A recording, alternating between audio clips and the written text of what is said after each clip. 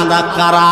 আল্লাহর বান্দা হইল তারা যারা গুনাহও করে নেকের কাজও করে, তারাই হলো আল্লাহর বান্দা। কিভাবে চিনালাম? নেকের কাজ করে একমাত্র ফেরেশতারা, আর গুনার কাম করে একমাত্র ইবলিস শয়তান। আর নেকের কাজ আর গুনার কাজ যারা উভয়টা করে এরা হলো আল্লাহর বান্দা। এই বান্দাদের ভিতরে তারাই হলো সব থেকে আল্লাহর প্রিয় বান্দা, যারা হাজারো অন্যায় করার পরে আবার আল্লাহর আদালতে তওবা করে হাত দুখানা বাড়াইয়া আল্লাহর কাছে গুনাহ মাপ চায়। আল্লাহ কয় ফেরেশতারা যখন এই বান্দা আমি আল্লাহর কাছে গুনাহ মাপ চায়, আমারে আল্লাহ কইয়া ডাক দেয়, আমি আল্লাহর এত মজা লাগে রে, আমি আল্লাহ বান্দারে মাফ না করে পারি না। সুবহানাল্লাহ, আল্লাহ আল্লাহ क्या मुबारक नाम है, अल्लाह अल्लाह आशिकों का काम है। या इलाही मुझसे मुझको दूर कर, ताकि देखो मुझ में तुझको एक नजर। अल्लाह अल्लाह যতই ডাকি ততই মধুর লাগে। আল্লাহ নামের মজা পাইছে যারা, তারাই তো আল্লাহ আল্লাহ ডাকে, ঠিক না? একবার ডাক দিন আল্লাহ। এক ডাকিছেন মুসা নবী, তুর পাহাড়ে গেলেন চলি, ওরে খোদার নূরে পাহাড় জলে মুসা জলে না, খোদার নূরে পাহাড় জলে মুসা জলে না। আল্লাহ তোমায় ডাকতে জানি না,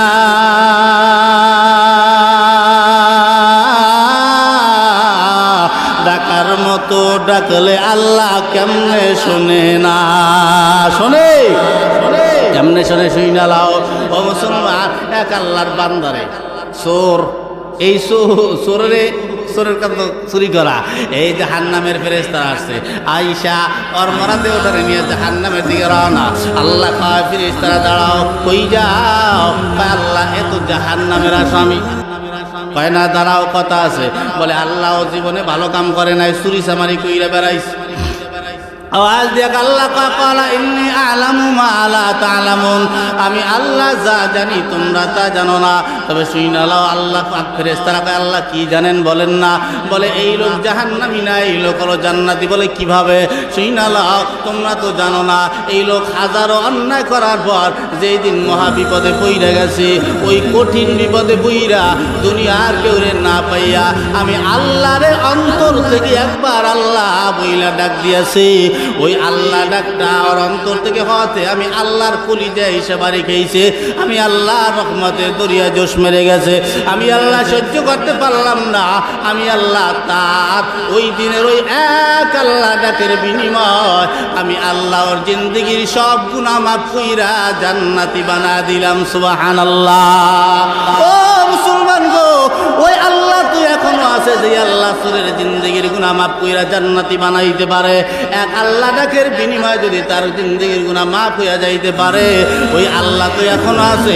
আমরা যদি মহব্বত নিয়ে অন্তর থেকে আল্লাহরে আল্লাহ বইলা ডাক দেই, ওই আল্লাহ কি আমাদেরকে মাফ করতে পারে কি পারে না? পারলে অন্তরের থেকে একবার আল্লাহরে ডাক দেই না, বলি না আল্লাহ। নিরিগি বান ধরে দুই নয়নের, নিরিগি বান ধরে দুই নয়নে বুইল না মোর আল্লাহ রে, আরে বুলিস না মোর মাওলা রে, বলি না আল্লাহ। মুসলমান যুবক ভাই শুনা লাও, এই জান্নাতে যাইবা যে এই মরণের পরে দুইটা দিক হবে, ভালো আর খারাপ। জান্নাত নিবা না জাহান্নাম নিবা? প্রশ্ন করলে বলবা হুজুর আমি জান্নাত চাই। জান্নাত যে চাও, জান্নাতের কামটা তুমি কি করতেছো? নামাজ পড়ো না, রোজা রাখো না, হজ করো না, যাকাত দাও না, দান করো না, ভালো কাম করো না, লুচ্চামি করে বেড়াও, ঘুষ খাও, সুদ খাও, হারাম খাও, খারাপ কাজ কইরা কইরা এলাকায় বেড়াও, কোনবারের কোন মাইয়ারা কোন রাস্তা দিয়ে গেল, এগুলার পিছে পিছে তোমরা খালি দৌড়াও। ও যুবক ভাই, এই যৌবন বয়সের ইবাদত আমার আল্লাহ তাআলা বেশি বেশি কবুল করে। তাই তুমি যুবকদেরকে আমার আল্লাহ মুহাব্বত করে। যুবকরা কি কই হনো কানে হনো কিছু না, খালি এক খুলতে হলো আর খুলতে বাইর করে দিতে আসো। আমার এই জিন্দিগির দাম আছে, আমার জীবনটার দাম আছে, হেলায় হেলায় কাটাই দিও না। এইবার বুড়ো খালে 5 বার মসজিদে ঢোকপা। কি কথা বলে আসেন কা, বাস্তব কথা। কত মুসল্লি আমার কা হুজুর এই কই যান কই খারাপ না জামাতে খারাপ যাই, আমি কি হয়েছে শেষ খুলতে পাই পরে খুলতে তৈরি যায় বিভিন্ন নানা স্থানে। তো পুরোকালে দিয়া তুমি একটা হা উচ্চারণ করতে পারো না, আইন উচ্চারণ করতে পারো না, তোমার আরবি অক্ষরগুলো উচ্চারণ হয় না। তুমি কেমন করবা? যুবক বয়সে তুমি যেটা পারবা বুড়ো বয়সে সেটা পারা যায় না। তাই এই বয়সে শিখলে বুড়ো বয়সে তোমার অসুবিধা হয় না। দাঁত পড়ে গেলেও অসুবিধা হবে না। এই আমাকে বহুত উস্তাদ দাঁত পড়ে গেছে, কিন্তু তারপরে টাস টাস স্পষ্ট আরবির অক্ষরগুলা সুন্দর শোনা যাইতেছে স্পষ্টভাবে, আলহামদুলিল্লাহ রাব্বিল আলামিন সুন্দর করে পড়তেছে, কিন্তু আপনি তো পারেনি না। হাজার মুসল্লি ওই ফজরের পরে হুজুর তো সূরা মাস্টার করাইয়েন, হুজুর তো সূরা মাস্টার করাইতে আছে, হাজার মাস হয়ে গেছে, একটা সূরা জিজ্ঞেস করছে আর কইতে রে না। কি আছে না? তাই সূরা ঠিক করেন বাজান, সূরাটা ঠিক করেন। 5টা সূরা আপনার লাগে, 4 রাকাত নামাজ পড়তে গেলে 5টা সূরা লাগে। আপনি জানেন 5টা সূরা সহি শুদ্ধভাবে শিখছেন কোনোদিন আইসা মসজিদে? যদি আল্লাহ ধরে এই তুই সব চেনছো, আমি কিছু বুঝি না। তুমি কি বোঝো না? তুমি 5টা পোলা মাইয়া জন্ম দিয়েছো, তুমি বোঝো না? কি কথা কর না কা, যে 5টা পোলা মাইয়া জন্ম দিয়েছে, বউ খাওয়াইতে পারে, টাকা চেনছো, দুনিয়া চেনছো, তুমি আল্লাহ রেসের নাই। ওখানে তো কবে আল্লাহ বুঝি না, আর আল্লাহ মানিয়ে নেবে? তোমার সমাজই তো তোমারে মানবে না। কি কথা কর না কা, ঠিক না? সমাজই মানবে না, আল্লাহ মানবে কোন জায়গা? তাই যুবক ভাই, তোমার জীবনটার দাম আছে। আরে মাইয়ে কত পাবাই, বিয়ে করবা জীবনে কয়টা করবা? বুঝাইতে র আমারে কয়টা করিয়ে খাওয়াবা? একটা খাওয়াইতে রো না, পায়খানা করিয়ে দাও, কামাই করতে পারো না, কয়টা করবা? কয়টার পিছনে দৌড়াও, এত দৌড়িয়ে লাগে কে? কামাই করে খাওয়াম আমরা পুরুষরা, মাইয়েরা পাগল আমাকে পুরুষের লেগে কি কথা কর না কা, ঠিক না? মাইয়েরা তো আমাকে কামাই করে খাওয়ায় না, আমার বউ তোমার কামাই করে খাওয়ায় না, আমি আর লাগে পাগল অঙ্কা। এ আমার জন্য পাগল হইবে, টাকাওয়ালা স্বামী কন্যা থেকে খুঁজতে বার করে লইবে। তুমি টাকা কামাও না কা, শিক্ষকতা যোগ্যতা অর্জন করো, টাকা কামাই করো, মাইয়ের মা তোমারে খুঁজতে লইবে। কি কথা কর না কা, ঠিক না? কামাই না করিয়া খাবা ওই ভ্যান বা তার চাপড়া চোপড়া ভাঙ্গিয়া চুল ল্যাংরা কাটিন দিয়ে এইবার মাইয়ে গুছে দৌড়বা, তোমারে পছন্দ করবে মাইয়েরা, তোমার সময় মতন লাত্তি মারিয়া বিদায় করিয়া দেবে। হ্যাঁ তুই খাওয়াবি কি আমারে? কি কথা কর না কা, ঠিক না? তাই জিন্দেগি তোর যায় রে বাকি দিয়া সোনার আদম, জিন্দেগি তোর যায় ফাঁকি দিয়া, জিন্দেগি তোর যায় রে ফাঁকি দিয়া আরে সোনার যুবক, জিন্দেগি তোর যায় ফাঁকি দিয়া। ও আদম রে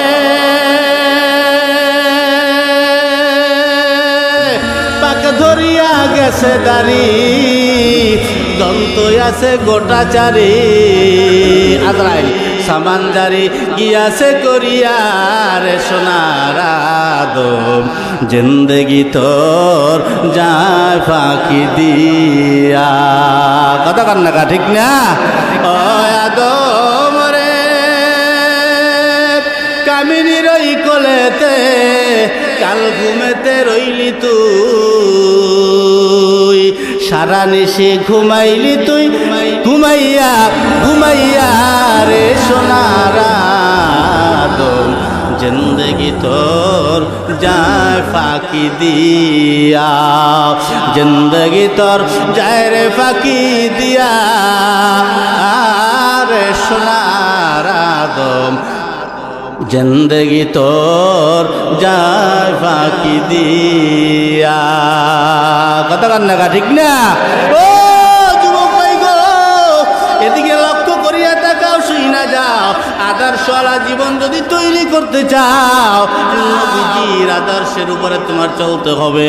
নবীজির আদর্শ মেনে যদি চলো, আমি যে আয়াত আর হাদিস তেলাওয়াত করেছি এটা হলো ইশকে নবী সাল্লাল্লাহু আলাইহি ওয়াসাল্লাম, রাসূলের ইশক। সাহাবায়ে কেরাম রাদিয়াল্লাহু তাআলা আজমাইন এরা নবীরে কিভাবে মহব্বত করতেন, আমরা তো সেভাবে পারবো না। ও মুসলমান, তার থেকে একটু কমাইয়া হইলেও তো তাদের আদর্শ আমাদের মানতে হবে। সাহাবায়ে কেরামরা একটা নিদর্শন রাইখা গেছে নবীরে কেমন মহব্বত তারা করত। এই বেলালের ঘটনা আমরা কেই বা না জানি। ওদিকে পরে আসি। তাহলে যুবক ভাই, যদি জান্নাতের সঠিক পথ আমাদের মানতে হয়, তাহলে নবীজির আদর্শ আমাদের মানতে হবে। নবীজির আদর্শ কোথায় পাওয়া যায়? নবী এখন দুনিয়ায় নাই, আদর্শ কই পাবো? স্কুল কলেজের কোনো বইয়ের ভিতরে আমাকে নবীজির আদর্শ লেখা নাই। আমাদের নবীর আদর্শ জীবনীটা কীরকম ছিল, নবীজির জীবনী পাওয়া যায় না। ওমর রাদিয়াল্লাহু তাআলা আনহুর জীবনী পাওয়া যায় না। আবু বকরের জীবনী পাওয়া যায় না। ওসমান রাদিয়াল্লাহু তাআলা আনহুর জীবনী পাওয়া যায় না। তাহলে আমরা কিভাবে আদর্শওয়ালা জীবন গঠন করব? মুসলমান যুবক ভাই, আদর্শওয়ালা জীবন গঠন করতে হলে আমাদের নবীজির জীবনীগুলো পইরা পইরা তার আদর্শ মোতাবেক আমাদের চলতে হবে। নবীজির আদর্শ মোতাবেক চললেই আমরা সরাসরি আল্লাহর জান্নাতখানায় ঢুকে যাব। এখন নবী তো দুনিয়ায় নাই, নবীর আদর্শ কোথায় পাওয়া যায়? ইন্নাল উলামা ওয়ারাসাতুল আম্বিয়া, উলামায়ে কেরাম হলো নবীর ওয়ারিস। এই উলামায়ে কেরাম কেমন ওয়ারিস শুনালান। উলামায়ে কেরামকে যদি আপনি মহব্বত করেন, স্বয়ং আল্লাহর নবীকেই মহব্বত করা হবে। আল্লাহর নবীকে যারা মহব্বত করে, আল্লাহকে মহব্বত করা হবে। আল্লাহকে যারা মহব্বত করবে, আল্লাহ পাক তাদেরকে জাহান্নাম নয়, আল্লাহ পাক তাদেরকে জান্নাত না দিয়া পারবে না। এই জন্য নবীর আদর্শওয়ালা নবীর উম্মত হইতে হবে। নবীরে কেমন মহব্বত করতেন সাহাবায়ে কেরাম, সামান্য কিছু ঘটনা না বললেই নয়। উহুদের ময়দানের কিছু ঘটনা, উহুদের ময়দানের ঘটনা আমরা সবাই তো জানি। তবে শুনালাম, আল্লাহর নবীর মাথার ভিতরে কপাল দিয়া, আল্লাহর নবীর কপালে দুইটা লোহার কড়া ঢুকে গেলেন, রড ঢুকে গেলেন। এদিক দিয়া আবু বকর রাদিয়াল্লাহু তাআলা আনহু দৌড় মারলেন, পাশ দিয়া আর একজন সাহাবী, নামটা আমার মনে নাই, ওই সাহাবীও দৌড়ে আসলেন। আইসা আবু বকরকে হঠাৎ দিলেন, আবু বকর, এই সুযোগ তোমাকে দেওয়া যাবে না, এই সুযোগটা আমি নিয়ে নিলাম, তুমি সরো। এবার ওই সাহাবী তার নিজের দাঁত দিয়া একটা রড কামড়ায় দইরা টান দিয়া বের করলেন। রড বের হয়ে গেল, সঙ্গে সঙ্গে সাহাবীর একটা দাঁত পড়ে গেল। আবার অপেক্ষা না কইরা আর একটা রড কামড়ায় ধরলেন, কামড়ায় দইরা আবার টান মারছে। টান মারার পরে ওই লোহা বের হয়ে গেল, আবার সঙ্গে সঙ্গে আর একটা দাঁত তো তার ওই সাহাবীর পড়ে গেল। ও মুসলমান, এটা ইশক মুহাব্বত। আল্লাহর নবীর এক সাহাবী মালিক ইবনে সিনান রাদিয়াল্লাহু তাআলা আনহু তার নাম। আল্লাহর নবীর রড বের হওয়ার সঙ্গে সঙ্গে রক্ত বের হইয়া আল্লাহর নবীর কপাল মোবারক ছাইয়ে গেল, কপাল মোবারক ঢেকে গেল। ওই মালিক বিন সিনান উনি চিন্তা করে গেল, এই রক্ত তো বিফলে যাইতে দেওয়া যায় না। আল্লাহর নবীর কেমন মহব্বত করতেন দেখেন।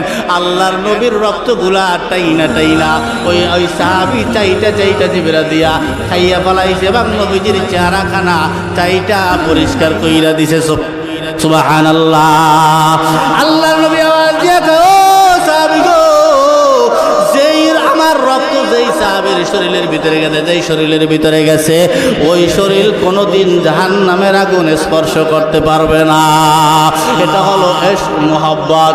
আব্দুল্লাহ ইবনে জুবায়ের রাদিয়াল্লাহু তাআলা আনহু, আল্লাহর নবী একদিন সিংহা লাগাইছে, আমরা যে সিংহা লাগাই, সিংহা লাগাইছে, তবে আল্লাহর নবীর কিছু রক্ত বের হইছে। আল্লাহর নবী বললেন, আব্দুল্লাহ ইবনে জুবায়ের, এই রক্তগুলো তুমি অন্য জায়গায় মাটিতে দাফন দিয়া দাও। যখন বললেন মাটিতে দাফন দিয়া দাও, আল্লাহর পয়গম্বরের আদরের সাহাবী অন্য পাশে গিয়া রক্তটুকু ডক ডক করে গিল্লা খাইয়া ফেলাইছে। নবীজির দরবারে আসার পর আল্লাহর নবী আওয়াজ দিয়ে কয়, সাহাবী কি করলা? কয়, আল্লাহর নবী খাইয়া ফেলাইছি। আল্লাহর নবী বলেন, যেই শরীরে আমার রক্ত ঢুকে গেছে, ওই শরীর আল্লাহ জাহান্নামের আগুন জ্বলতে পারে না।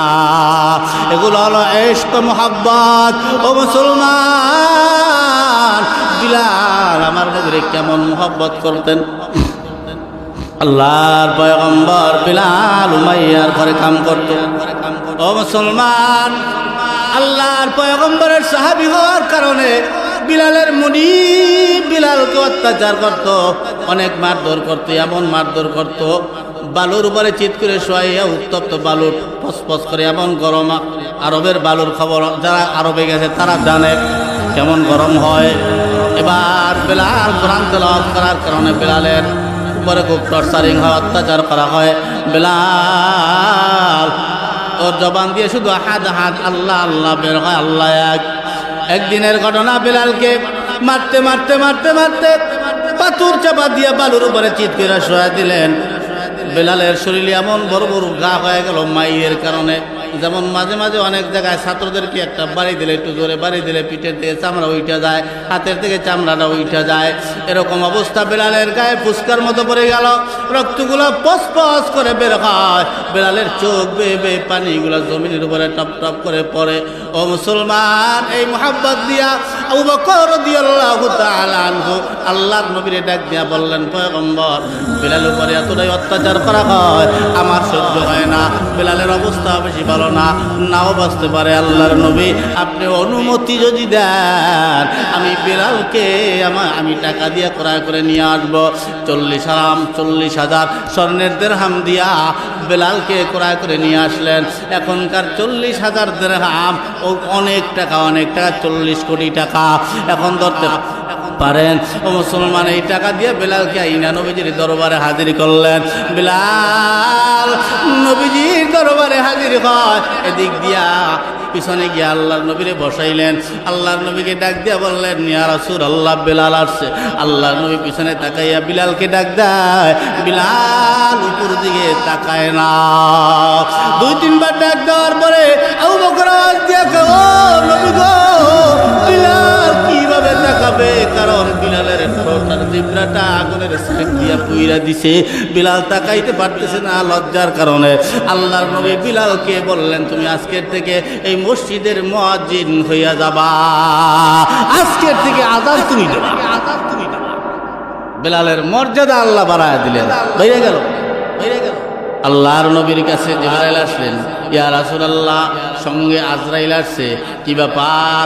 আজরাইল আসার পর আল্লাহ পাক আজরাইলকে পাঠাইছে, আর আজরাইলকে জানায় দিছে, আজরাইল, যদি আমার বন্ধু তোমার অনুমতি দেয় তুমি জান কবাজ করবা, আর যদি অনুমতি না দেয় জান কবাজ করবা না, চলে আসবা, তবে বন্ধুর অনুমতি লাগবে। আজরাইল এমন একটা জিনিস, আজরাইল আসার পরে সালাম দেওয়ার পরে আল্লাহর নবীকেও, আমি এমন আজরাইল, আমি মানুষের জান কবাজ করে বেড়াই, আমি পৃথিবীতে এমন কোনো মানুষের কাছে আমি আজরাইল অনুমতি নিয়ে যাই নাই, তবে আপনার কাছে আমার অনুমতি নিয়ে ঢোকা লাগে। আপনার অনুমতি যদি হয় আমি আজরাইল ঢুকবো, জান কবাজ করব। অনুমতি যদি না হয় আমি আজরাইল চলে যাব, আপনার অনুমতির অপেক্ষা। আল্লাহর নবী অনুমতি দিলেন, জান কবাজ হয়ে গেল। আল্লাহর নবী দুনিয়াতে নাই। ওমরের মাথা গরম, তরবারি নিয়ে মক্কার জমিনে করতেছে, যদি কেউ বলো নবী দুনিয়াতে নাই, তার গর্দান আমি ফালা দেব। ইশকের কারণে আর ওর মায়ায় পড়ে গেলেন। বিলাল কানতে কানতে পাগলের মতো হয়ে গেল, বেহুশ হয়ে যায়।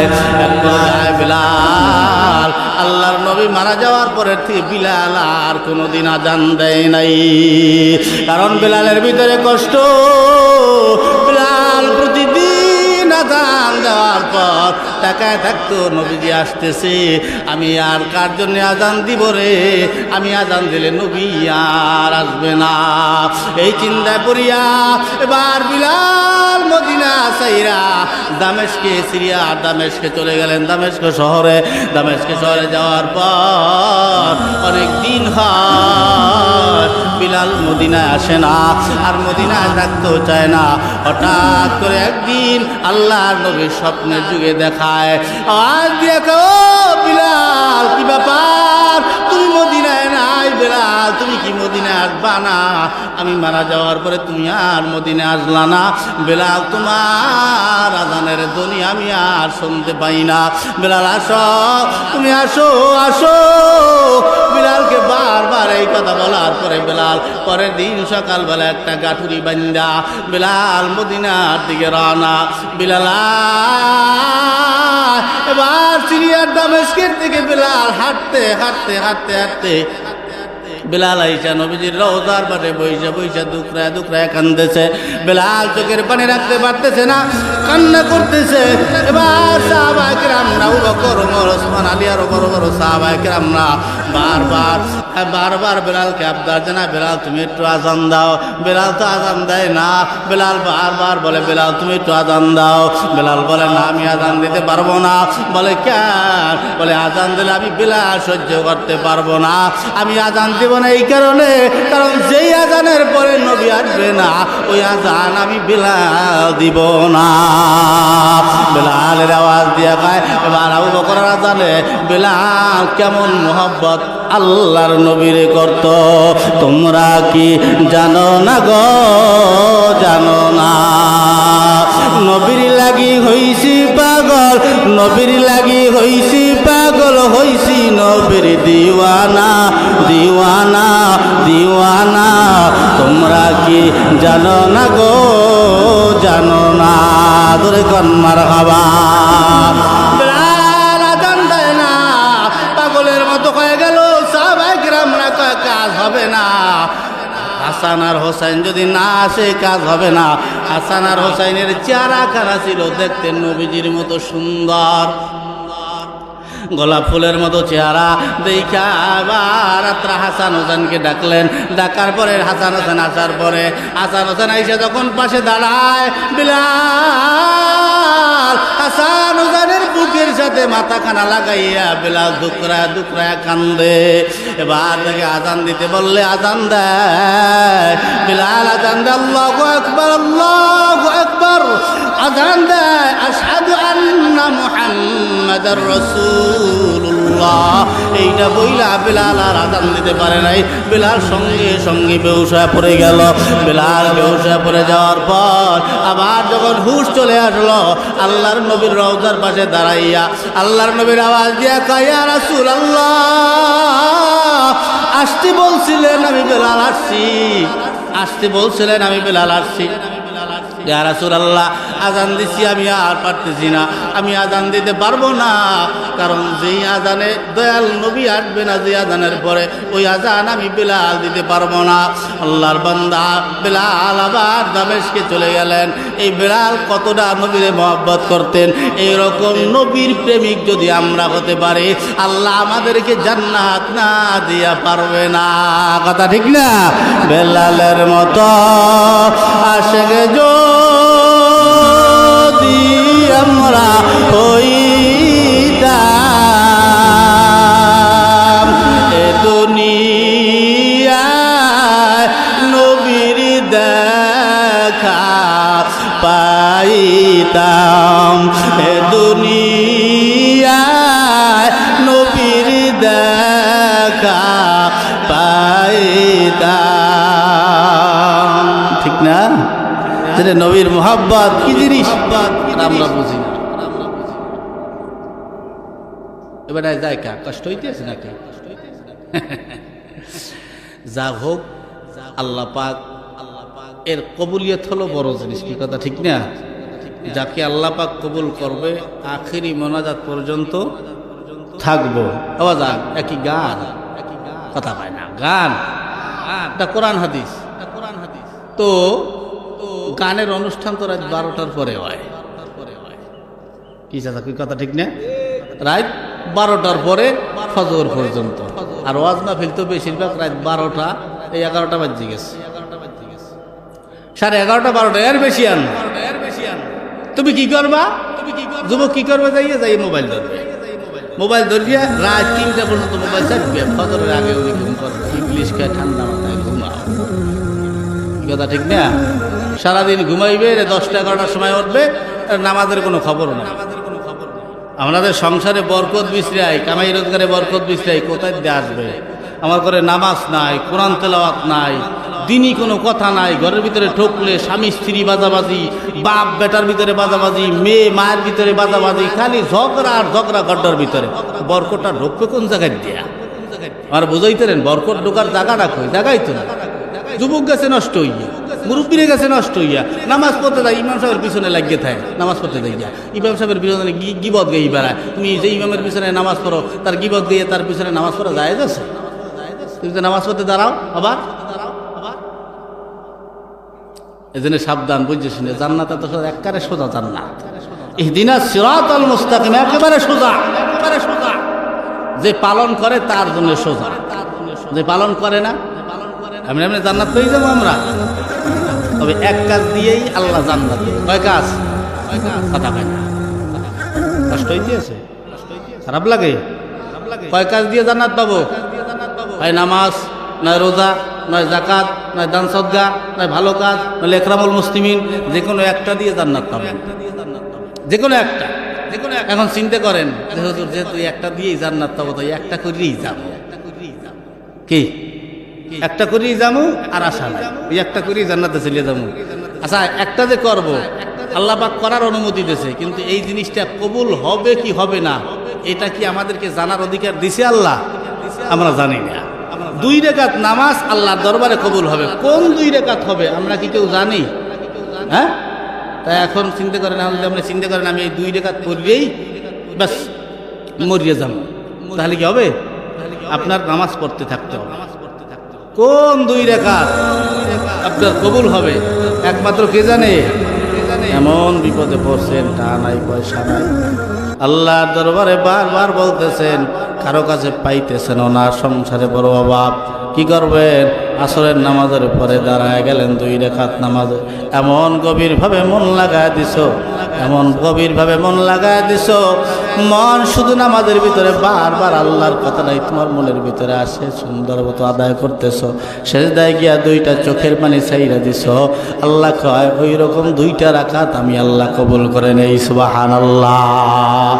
সামান্য একটা ঘটনা না বললেই চলে না, আমার জীবনের সাথে ঘটে যাওয়া ঘটনা। এক মুরব্বী নামাজ পড়তো না, মসজিদ চিনতই না, চেহারাটা ভালো না, কালা বেলালের মতো একটা বডি, কালা কুসকুসে, নামাজ কালামের দাঁড় দাঁড়তো না, কোনো মানুষ তারে দেখতে পারতো না। এমন গরিবের গরিব, পাশে এক লোকের কাছ থেকে 2000 টাকা ধার নিয়েছে, 1900 টাকা, 2000 টাকা না, 100 টাকা কম, 1900 টাকা ধার নেওয়ার পরে একদিনের ঘটনা। আল্লাহর বান্দা একদিন যেই লোক টাকা পাবে ওই লোকটাকে চাপ সৃষ্টি করলেন যে আগামীকালকে যদি তুমি আমার টাকা না দাও তোমার নামে আমি মামলা করব। আগের জমানায় আমাদের আগের যুগটা, আমাদের যে যুগটা ছিল ওই সময় দেখলাম যদি কোনো রাস্তা দিয়ে পুলিশ যাইতো ওই এলাকার ভিতরে মানুষ থাকতো না, ভয়ে পুলিশের কাছে যাইতো না। আর এখন তো ছোটো ছোটো বাচ্চারা পুলিশের চেন ধরিয়ে টানে, কি কথা ঠিক না? পুলিশের চেন ধরিয়ে টানে, কি না পুলিশ হয়। এবার আওয়াজ দিয়া কয় আমি কই পাবো, মাথার ভিতরে টেনশন, লোকজন নিয়ে আসবে, মামলাও করবে। যদি মামলা করে আমার 3-4টা সন্তান হয়েছে, এগুলোর কি অবস্থা হবে? কারে আব্বা কইয়া ডাক দেবে। মনের ভিতরে বড় কষ্ট দুঃখ লইয়া আল্লাহর বান্দা কি করবে? এর কাছে যায়, ওর কাছে যায়, কারো কাছে পায় না। না পাওয়ার পর মাথার ভিতরে টেনশন ঢুকে গেল, আল্লাহ কোথায় পাবো টাকা? এই চিন্তা করিয়া বান্দা সবার কাছে গুইরা ফিরা সন্ধ্যার সময়, আসরের নামাজের সময় মসজিদের পাশে এসে দাঁড়ায় রয়েছে। এইভাবে মন টন বড় বেজার। আমি ঢুকলাম মসজিদে, ঢোকার আগে জিজ্ঞেস করলাম, ভাই কি ব্যাপার, এখানে আপনি দাঁড়ানো কেন? কয় হুজুর মন ভালো নাই। আমি বললাম কি হয়েছে? বলে হুজুর এই বড় সমস্যা। সমস্ত ঘটনা খুললে বলার পরে আমার পকেটেও টাকা নাই, মাত্র 20টা টাকা আছে। আমি দেখলাম বেচারা খায় নাই, সারাদিনে না খাওয়া। আমি 20 টাকা উঠাইয়া, বড় মায়া লেগে গেল, আমি 20 টাকা উঠাইয়া তার হাতে দিয়া বললাম, ভাই তুমি 20 টাকা দিয়ে কিছু কিনা খাওয়া লইও। তবে আল্লাহ ওর মাথার ভিতরে বুদ্ধি দিয়া দিছে। আল্লাহর বান্দা 20 টাকা না খাইয়া, আল্লাহর বান্দা 20 টাকা দিয়া 20টা বড়শি কিনছে। বড়শি চেনেন? হ্যাঁ, বড়শি দিয়া মাছ ধরে। ছোটবেলায় অনেক বড়শি দিয়া মাছ ধরছে, অনেক বড়শি পাইছি, বড়শির নেশা হয়ে গেছিল। তাই বান্দা ওই বড়শি কিনে আনছে। আমাদের ওদিকে বড়শি ফালায়, ওদিকে ছোট ছোট ব্যাংক আছে না, ছোট ছোট ব্যাংকগুলা, ওই যে ভাউয়া ব্যাংকের ছাউগুলো ছোট ছোট, ওগুলো ভাউয়াঙ্গের মতো দেখা যায়। ওগুলা বড় বাঁশের শিপ লাগাইয়া ওগুলা খালের ভিতরে খাড়া করায় রাখতো আর হালকা পানির উপরে রাখতো যেন ওইটা লড়াছাড়া করে। পানিটা লড়াছাড়া করলে বড় বড় শোল মাছ, বোয়াল মাছ, এই সমস্ত মাছগুলো আইসুটার থাবা দিয়ে খাইতো, খাইলে বড়শিতে বাজে যাইতো। এরপরে পুঁটি মাছ, টাকি মাছ এগুলো দিয়ে ফালাইতো যেন একটু সাঁতরায়। এইভাবে সাঁতরায় আল্লাহর বান্দা 20টা বড়শি কিনছে। বড়শি কিনা খালের ভিতরে কচুরি পানা, কিছু কচুরি পানা পাক কইরা 20টা জায়গা বানাইছে। 20টা জায়গা বানাইয়া আল্লাহর বান্দা 20টা জায়গায় 20টা বড়শি এরকম পুঁটি মাছ, টাকি মাছ দিয়া ব্যাং দিয়া ফালায়া দিছে। ফালায়া দেওয়ার পর আল্লাহর বান্দা জোহরের সময় পালাইছে। জোহরের আজান হয়, জোহরের নামাজে দাঁড়ায় না, মসজিদে যায় না, এখন ইমান তার কল্যায় নাই। এ মুসলমান আসরের আজান হয়, আল্লাহর বান্দা আসরের সময় নামাজে যায় নাই। নামাজে না যাওয়ার পরে মাগরিবের আজান হয়, রাউন্ড দেয় মাসে বাজলো কিনা, কিন্তু কাজ হয় না। আল্লাহর কাছে না বললে আল্লাহ দেয় না, না কানলে বাচ্চারা যেমন মা দুধ দেয় না, আল্লাহর কাছে না চাইলেও আল্লাহ পাকো বান্দারে দিতে চায় না, ঠিক না? চাইতে হবে। তাহলে মুসলমান গো শুই ডালাও, আল্লাহর বান্দা এবার ওই বড়শি ফালাইয়া আসরের নামাজের পরে রাউন্ড দেয়, কিন্তু কোনো খবর নাই, মাছের কোনো খবর নাই। এরপরে মাগরিবের আজান হয়। মাগরিবের আজান দেওয়ার পর আল্লাহর বান্দা দেখে মাগরিবের নামাজেও যায় না, মাগরিবের পরেও দেখে কোনো মাছের খবর নাই। এর ভিতরে পানির জোয়ার উঠে গেল, মাছের পানির জোয়ার উঠে গেল, অনেক পানি হয়ে গেল। এরপর এশারের আজান হয়, আল্লাহর বান্দা মাছের কোনো খবর নাই। রাত 9টা, রাত 10টা, রাত 11টা, রাত 12টা, রাত 1টা বেজে গেল। আল্লাহর বান্দা দেখে কোনো খবর নাই, পুরা খালের ভিতরে জোয়ার ওইটা পানিগুলা ভইরে গেছে। আল্লাহর বান্দা বেকুল হয়ে গেল। আল্লাহ মনে হয় মাছ আমি পাবো না, আমার কপালে আগামীকাল যে ছাড়া কোনো উপায় নাই। এই ভয় অন্তরে লইয়া, অন্তরের ভিতরে বড় মায়া জমাইয়া আল্লাহর বান্দা কি করবে? সামান দুনিয়ার দিকে তাকায় দেখে দুনিয়াটা অন্ধকার, চাঁদনি রাত, দুনিয়ার কেউ নাই, সবাই ঘুমায় গেছে। আল্লাহর বান্দা মনে মনে চিন্তা করলেন, কত মানুষের কাছেই তো চাইলাম, কেউ দেয় নাই। আল্লাহর কাছে চাইলে বলে আমার আল্লাহ তাআলা ফিরায় না। ওর মনের ভিতরে আল্লাহর মহব্বতটা ঢুকে গেল। হঠাৎ করিয়া বান্দা ওই খালের পানি দিয়া ওযু করি, ওযু তো করতে জানে না, যেভাবেই হোক হালকা পাতলা ওযু করিয়া, গায়ে কোনো পোশাক না, একটা গামছা রাস্তার উপরে বিছাইয়া আল্লাহর বান্দা 2 রাকাত নামাজে দাঁড়ায় যায়। নামাজে দাঁড়ায় যাওয়ার পর বান্দা রুকু দেয়, সিজদা দেয়। 2য় রাকাতে দাঁড়াইয়া বান্দা রুকুতে গেছে ঠিক, কিন্তু রুকুর থেকে আর বান্দা দাঁড়াইতে পারে না। বান্দা রুকুতে গিয়া টপ টপ করে চোখের পানিগুলা ছেড়ে দিলেন, জমিনটা ভিজে গেল, গামছাটা ভিজে গেল। আল্লাহর বান্দা টপ টপ করে চোখ বেয়ে বেয়ে পানিগুলা পড়ে আল্লাহরে ডাক দিয়া কয়, আল্লাহ দুনিয়ার সবার দরজা যখন বন্ধ হইয়া যায়, তুমি আল্লাহর দরজাটা নাকি খোলা থাকে। আল্লাহ দুনিয়ার কারো কাছেই তো পাইলাম না, তোমার কাছে চাইলে বলে তুমি খালি ফেরাও না। আয় আল্লাহ, আমি কালকের অবস্থার খবর তোমারে কি বলবো, তুমি তো জানো অন্তর্যামী। আয় আল্লাহ, আপনি ব্যবস্থা করে দেন। আল্লাহ কইয়া, আইয়ুহাল্লাযীনা আমানুস্তাঈনু বিস-সাবরি ওয়াস-সালাহ ইন্নাল্লাহা মা'আস-সাবিরিন। আমি আল্লাহর কাছে সাহায্য চাও ইমানদারেরা, ধৈর্যের পরিচয় দিয়া নামাজের মাধ্যমে আমি আল্লাহর কাছে সাহায্য চাও। আল্লাহর বান্দা নামাজে দাঁড়াইয়া আল্লাহর দরবারে যখন সাহায্য চাইলেন, আল্লাহ কয়, বান্দা বাসায় যা, বাসায় গিয়া ঘুমা, ফজরের সময় উঠা নামাজ খানা পড়ি। ওর মনে মনে বাইদা নিল, আল্লাহ যদি বাঁচায় রাখে আর বাঁচি, আগামীকাল ফজরের নামাজ খানা পড়বো। আল্লাহর বান্দা ফজরের নামাজ পড়তে আসলেন। সূরা হাসর পড়লাম, আর বসলেন না, সুন্নাত পড়ে আর বসে নাই। ও হাসর আর শোনে নাই, ও চলে গেলেন বরির দরবারে। বরির কিনারা যাইয়া প্রথম বড়শিটা জায়গায় দেখে বড় একটা শোল মাছ বাইজা রয়েছে। কন্যা সুবহানাল্লাহ। এ রিজিক দেওয়ার মালিককে আরো জোরে কন আল্লাহ। হইতে আছে না, আমার আওয়াজ কমছে তো কেমন কমে গেছে নাকি? কন্যা রিজিক দেওয়ার মালিককে আল্লাহ। এরপরে দ্বিতীয় বড়শিটারে যখন জাগায় দেখে একটা বোয়াল মাছ ভাজা, এরপরের বড়শিতে মাগুর মাছ, এমন করতে করতে 20টা বড়শি জাগায় দেখে 20টা বড়শিতে আল্লাহ পাক বড় বড় শোল মাছ বোয়াল মাছ দিয়ে রাখছে। সুবহানাল্লাহ। এজন্যই বলি মুসলমান, আল্লাহর কাছে চাইলে আল্লাহ দেয়।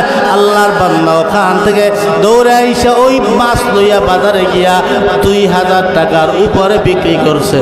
যেই লোক টাকা পাইতো তার টাকাও দেওয়া হয়েছে, ঘরের বাজারও করা হয়ে গেছে।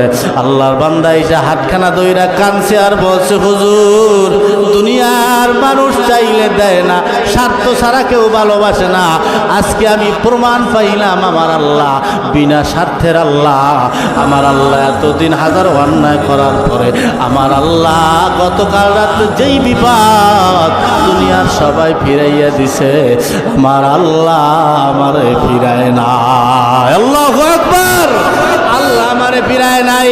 তবে হুজুর আজকের থেকে আমি ওয়াদা করলাম, এরপর আমি যতদিন বেঁচে থাকবো আমার জীবনে আমি কোনোদিন অন্তত নামাজখানা ছাড়বো না। কান্না সুবহানাল্লাহ।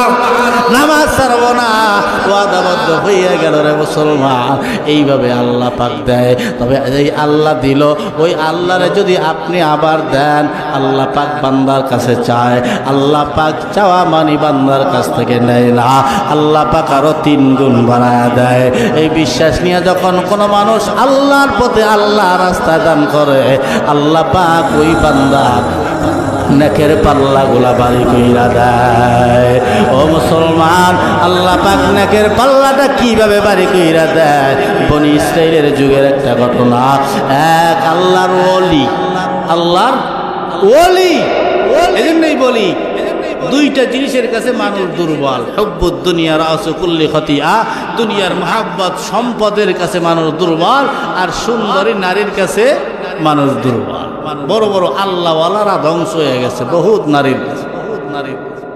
এই আল্লাহর ওলি, ইনি এত বড় আল্লাহওয়ালা, আল্লাহর কাজ ছাড়াই বান্দার অন্তরে কোনোদিন আল্লাহর নাম ছাড়া কোনো নাম জপে না। একদিন এক এলাকার যুবকেরা মিলিয়ে এক নারী লীলা দিলেন তার পিছনে। নারী আসলেন, নারী তাকে সুযোগ করে দিলেন। আল্লাহর ওলিও সুযোগ পাই, আল্লাহর ওলিও তার সাথে জেনা লিপ্ত হয়ে গেল একটানা 7 দিন। কয়দিন? এই আল্লাহর ওলি একটানা আল্লাহর ইবাদত করছে 70 বছর। একটানা ইবাদত করছে 70 বছর। আর মহিলার সাথে জেনা করছে মাত্র 7 দিন। এই 7 দিন জেনা করার পর এই আল্লাহর ওলির অন্তরের ভিতরে মায়া জেগে উঠল, হায় রে আমি এগুলা কি করতেছি? আমি তো একজন আল্লাহওয়ালা মানুষ, আমার অন্তরে তো আল্লাহর নাম জপবে। আমি কি করলাম? শয়তানের পেরে পরে আমি অন্যায় করে ফেললাম। না না, এই অন্যায় কাজ করা যাবে না, এই গুনার কাজ আমি করতে পারবো না। এই বলিয়া আল্লাহর বান্দা পলাইয়া ওখান থেকে অনেক দূরে চলে গেলেন। এমন একটা জায়গায় গেলেন, যেই জায়গায় গিয়া দেখে 12 জন ভিখারি বসা। কতজন? 12 জন ভিখারি বসা। এই 12 জন ভিখারিকে একজন লোক আইসা 12টা রুটি দিয়া যায় প্রতিদিন। 12টা রুটি দেয়, এক একটা রুটি খাইয়া সারাটা দিন এক একজনে কাটায় দেয়। আল্লাহর বান্দা ওই ভিখারির পাশে গিয়া বসলেন, অনেক দিন ধরে না খাওয়া, যে এদের পাশে বসলে একটা রুটি আমিও পাবো। এই বান্দা মনে মনে চিন্তা কইরা বইসে গেলেন। পরের দিন এবার ওই আল্লাহর বান্দা আসলেন 12টা রুটি লইয়া। উনি তো জানে না এখানে 13 জন হয়ে গেছে। এবার উনি 12টা রুটি দিলেন। ওই 12টা রুটি যেই পাশে বসছে ওই পাশ থেকে শুরু করছে, তার মানে উনি একটা পাইয়ে গেছে। আল্লাহর ওলি একটা পাইছে, তার মানে ওই পাশে গিয়ে 13 নম্বরে যিনি আছে তিনি ফাঁকা, ইনি রুটি পাবে না। যেহেতু এখান থেকে এক শুরু, ওখানে 13 নম্বর 12 নম্বর পর্যন্ত যাবে। এরপর রুটি দেওয়ার পর দিতে দিতে 12 নম্বর পর্যন্ত গেলেন, 13 নম্বর ফাঁকা। আল্লাহর বান্দা আওয়াজ দিয়া কয়, কি ব্যাপার? রুটি আমি গুইনা আনলাম 12টা। ওই আল্লাহর বান্দা আওয়াজ দিয়া কয়, আল্লাহর বান্দা আমারে প্রতিদিন তুমি একটা করে রুটি দাও।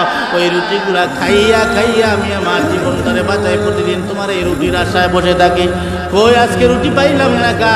আমার জন্য কি তুমি আনো নাই? বলে না, আমি তো 12টা রুটি আনছি, হয় তোমাদের মাঝখান থেকে কেউ একটা রুটি চুরি করছে, না হয় কোনো বেশি হয়ে গেছে। এই চিন্তায় পড়ে গেল, একটা রুটি পাইল না। এবার যখন চিল্লা কথাগুলো বলা হইল, ওই আল্লাহর ওলি, ওই 7 দিন জেনাকারী ওই আল্লাহওয়ালা মনে মনে চিন্তায় পড়ে গেলেন, হায় রে, এরা তো 12 জন, ইনি রুটিও দেয় 12টা, আমি একটা রুটি বেশি নিয়ে নিলাম, আমার কারণে যদি একজন না খাইয়া থাকে তাহলে আমি কি জন্য হইলাম?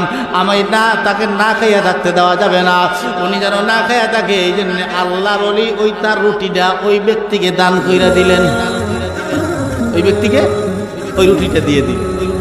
মায়া, দিলের মায়া এগুলো, নিজের না খাইয়া যখন একজন মানুষ অন্যকে খাওয়ায় তো ওটা হয় কি? মায়া, ওটা হয় মায়া। আল্লাহর ওলি এবার ওই বান্দাকে তার রুটিখানা দিয়া দিলেন। আল্লাহর ওলি ভুখা রয়ে গেলেন। দানের কত বড় মান! এবার ওই বান্দার নেক আর বদ এই দুইটা ওজন দেওয়া হয়, ওনার মৃত্যু হয়ে গেল। আল্লাহর বান্দা কি চিন্তায় পড়ে গেল, জান্নাতে যাবে না জাহান্নামে যাবে। এবার আল্লাহ পাক সব কিছু দেখতেছে, সব কিছু দেখেন। আল্লাহ পাক দেখতেছে এই বান্দা ফেরেশতারা নেক আর বদ এরা ওজন দিতেছে। ওজন দিতে গিয়ে তাকায় দেখে 70,000-এর নেকির চাইতে, 70 বছরের নেকির চাইতে 7 দিনের জেনার গুনার ভারী হলো বেশি, ওজন বেশি। 7 দিনের জেনা করছে, 70 বছর যে ইবাদত করছে, 70 বছরের ইবাদত এক পাল্লায়, আর জেনার গুনাহ 7 দিনের এক পাল্লায়। 7 দিনের জেনার গুনার পাল্লাটা ভারী হয়ে গেছে। এবার আল্লাহ এত জাহান্নামী, কয় না দাঁড়াও, তোমরা একটু দাঁড়াও। কি ব্যাপার, দাঁড়াবো কেন? বলে 7 দিনের গুনার নেকি তুমি এক পাল্লায় দিলা, 70 বছরের নেকি এক পাল্লায় দিলা, বদি এক পাল্লায় দিলা। 70 বছরের নেকিটার পাল্লা তোমার কম হয়ে গেল, বদির পাল্লা ভারী হয়ে গেল। এবার আমার ওই বান্দা একটা রুটি ওই বান্দারে দান কইরা দিছে না খাইয়া, ওই রুটিটার নেকি টুকুন তুমি 70 বছরের নেকির পাল্লায় দিয়া দাও। এই আল্লাহর বান্দা দেখেন 7 দিন জেনা করার কারণে 70 বছরের নেকির চাইতে 7 দিনের গুনার পাল্লাটা ভারী হয়ে গেল।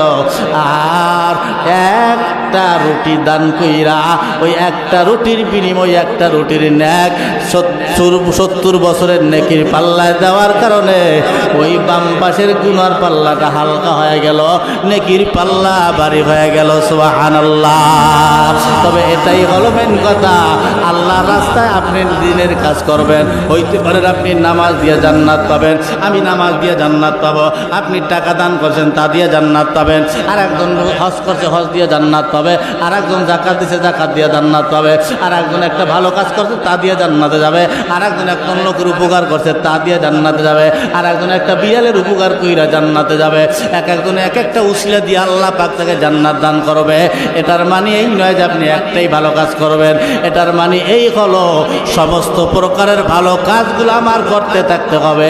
তার ভিতর থেকে একটা আল্লাহ পাক যাচাই বাছাই করে ভালোবেসে নেবেন, একটাই কবুল করে নেবেন। ওটাকে উসিলা করি আপনার জিন্দগির সব গুনাহ মাফ কইরা জান্নাতি বানাইয়া দিবে। কথা ঠিক না? তাই নামাজ পড়বো, রোজা রাখবো, হজ করবো, যাকাত দেব, দান করব, মানুষের উপকার করব, ভালো কাজ করব। একটা প্রাণী কষ্টের ভিতরে আছে, তাকে সুস্থ করব, ব্যাস। প্রত্যেকটা ভালো কাজের বিনিময় আল্লাহ পাক এক একটা নেকি আপনাকে দান করবেন। আপনার কোনটা দিলের থেকে হইয়া যায়, যেইটা দিলের থেকে হবে ওইটার ওসিলায় আল্লাহ পাক আপনাকে মাফ করে জান্নাতি বানায় দিবে। এখন চিন্তা করেন আপনার নামাজ দিল দিয়ে হয় কিনা। এক লোক নামাজে দাঁড়াইছে, আমিও নামাজে দাঁড়াইছি, ওই লোকও দাঁড়াইছে, আমিও 2 রেখাত, সেও 2 রেখাত।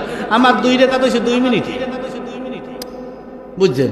ইন্না তুই না কাল কাছার কুল বলা ভুয়া, বুঝতে পারলাম। 2 সুরাইতে আমি 2 রেখাত নামাজ শেষ করে বেড়াইলাম। ওই লোকও সুরায় কাউসার সুরায় কুল বলা দিয়েই নামাজ পড়ছে, কিন্তু তার নামাজের সময় লাগবে 20 মিনিট। দেখেন নামাজটা কেমন। আমি কি নামাজ পড়ি? আমরা নামাজে খারাই, রুকুতে ঠিক মতো যাই না, অথচ রুকুর থেকে সোজা হইয়া দাঁড়াই না। কথা কেন দেখেন আপনি হুজুর ওখানটা দাঁড়ান নাকি? তা ওয়াজিব যদি আপনি পালন না করেন গুনাহগার না?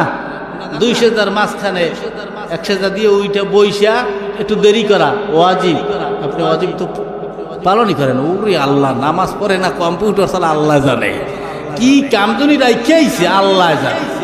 রুকুতে যায় তাও ঠিকমতো রুকু করে না, কায়দা করে এইভাবে থাকে কাউর মতো থাকিয়া আবার হালকা এইভাবে টান দেয়, হালকা টান দিয়ে আবার মানে হে রুকুতে হে সেজদায় চলে গেছে। খারায় গোৎখানে কি করে গোৎখানে আল্লাহ বাবা ভালো জানে। কিছু কিছু মুসলিমকে দেখলে নামাজ আর নামাজ হাত বাঁধে আর একদিকে চাই এই কথা কন্যা গা, কারণ মুসল্লি আছে না নামাজ বান্ধে আর একদিকে চাই রয়েছে কথা পায়, আবার একজনের মোবাইল বন্ধ করতে আছে ওই বইয়ে। আর একজনের একদিন এক মুসল্লি কয় কি এই নামাজে হাত বান্ধে খারাই ফোন আইছে, এটা মোবাইলটা বাইরে কে মোবাইলটা বন্ধ কর। আমি চাই রই গেলাম, মোবাইল বন্ধ করতে ভাই। এরা মুসল্লি আছে ধরা খাবা দুদু জায়গা মতন একদিন ধরা খাবা, যাই খাও না খাও সবাই মতন খেলা হবে, বুঝেন নাই? সবাই মতন পাবেন, তাই নামাজ পড়বো, রোজা রাখবো, হজ করবো, জাকাত দেবো। আমাদের কষ্ট হইতে আছে, হজ কি চলবে না একটু বন্ধ করে দেবো? হ্যাঁ কি যুবকরা কি কয় এই যে যাইতেছে কি আগায় ধরছে না মুথায় ধরছে? হ্যাঁ ও তো কইবে, একটা কইবি না আমার প্রস্তাবে ধরছে, এটা তো কইবে।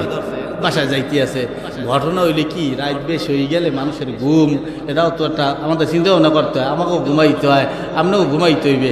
এই জন্য কই যে প্রধান বক্তারে 9টার মধ্যে উঠাইলে 9টা 10টা 11টা 2 ঘন্টার ভিতরে 11টা পর্যন্ত মানুষ এমনি সজাগ থাকে। 11টার ভিতরে মাহফিলটা শেষ করিয়া সুন্দর আমরাও শান্তিতে ঘুমাইতে পারি, আপনারাও শান্তিতে ঘুমাইতে পারেন। ও রে আল্লাহ, প্রধান বক্তা ময়মনসিং জামালপুর জেলায় গেলে 2টার গেলে প্রধান বক্তা ঘুমায়, ঘুমের থেকে উঠেই নিয়ে একা হুজুর ওয়াজ করে।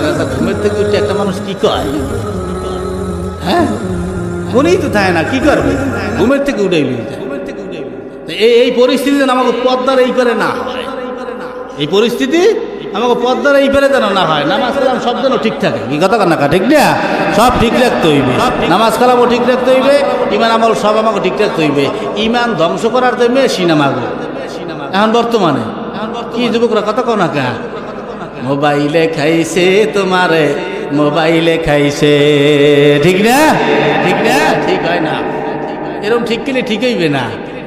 এই যে আমাকে মোবাইল মেশিন বাইরেছে, ইমান নষ্ট করার মেশিন। এই আমরা আগে এই মুরব্বীরা কথা কইয়ে কারণ আইছে কবে?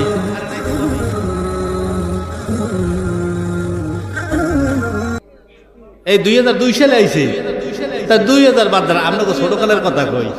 হ্যাঁ আমারই ছোটকালে যে সমস্ত এলাকায় কারেন্ট ছিল না, মোবাইল ছিল না, 2000 আগে তো মোবাইল ছিল না।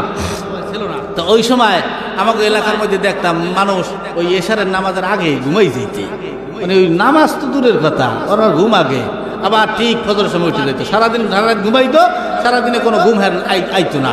আর ওনারা করে কি ওই মোবাইল পাইয়া, হ্যাঁ ডিস্কো, ঠিক না? ডিস্কো শুনতেই থাকে, কানের মধ্যে হেডফোন একটা হান্দার নেই থাকে, পাগল।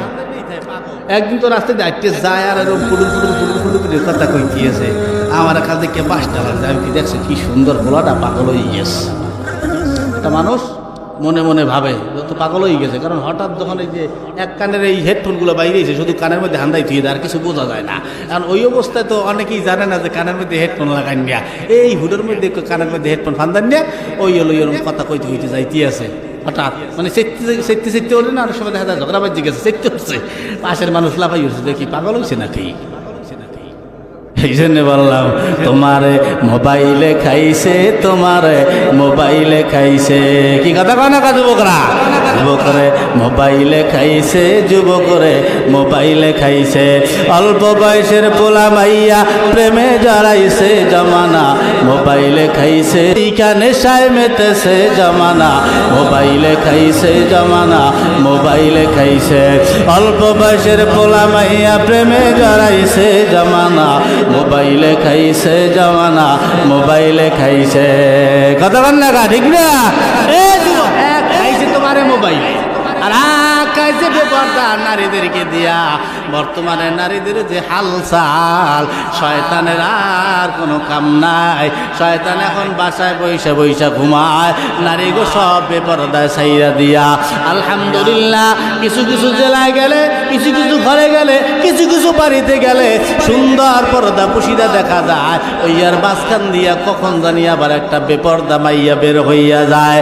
মাইয়া যায় বলে যে আমার মাইয়ার বোরকা নাই, আমার মাইয়া ফেসিয়াল করে যায়, আমার মাইয়া চুলে মাথায় কাপড় দেয় না, আমার মাইয়া শাড়ি পরে না, আমার মাইয়ার পেট পিট বাইরে থাকে, তাহলে এইভাবে যদি তোমার মাইয়া চলাফেরা করে, ওই মাইয়া তুমি জাহান্নামে যাওয়ার জন্য যথেষ্ট। তাই বললাম, মাইয়া দিয়ে তুমি জান্নাত কামাই করবা, সন্তান দিয়ে তুমি জান্নাত কামাই করবা। যুবকগুলা, তোমরা মনে হয় জানো না এই মাইয়া জাত কত বড় খারাপ। এই মেয়েদের দিকে তাকাইও না, কারণ তোমার যদি টাকা ইনকাম করতে পারো, টাকা আছে তো তোমার সব আছে। কথা ঠিক না? টাকা পয়সা বেশি যদি করতে পারো কামাই, শ্বশুর শাশুড়ির কাছে ভালো তুমি জামাই। জামাই এই যুবকরা কথা বলো না, হ্যাঁ ঠিক না? টাকা পয়সা বেশি যদি করতে পারো কামাই, শ্বশুর শাশুড়ির কাছে ভালো তুমি জামাই। টাকা পয়সা কামাই করে শুধু দিয়ে যাই, শালা শালির কাছে তুমি ভালো দুলাভাই। কথা না করে কিন্তু কম না। টাকা পয়সা কামাই করে সামনে দেবে ঢেলে, পিতা মাতার কাছে তুমি খুবই ভালো ছেলে। কথা মিথ্যে হইলে কইয়েন, কথা কি মিথ্যা? সত্য না? টাকা পয়সা দেবে শুধু গহনাটা দামি, নিজের বউয়ের কাছে তুমি খুবই ভালো স্বামী। টাকা পয়সা দেবে শুধু হিসাব নিকাশ নাই, ভাই বোনের কাছে তুমি খুবই ভালো ভাই। টাকা পয়সা দেবে শুধু, নেই তো কোনো চাপ, ছেলে মেয়ের কাছে তুমি খুবই ভালো বাপ।